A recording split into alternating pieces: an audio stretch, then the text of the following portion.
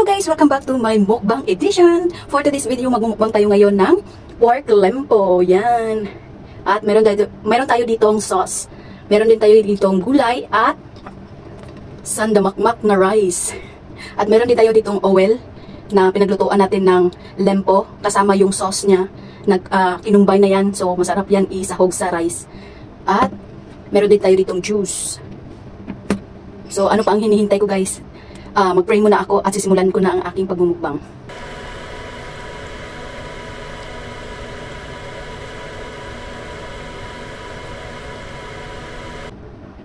So ito na guys, magsisimulan na ako sa pagmumukbang and enjoy watching!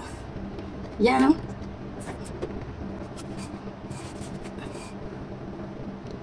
Yan. So ganyan natin para pwesto. So ito guys, laki.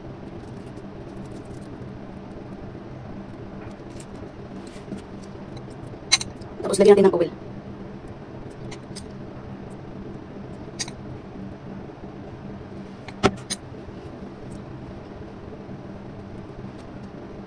So, ito na guys, sisimulan na ako magbubukbang.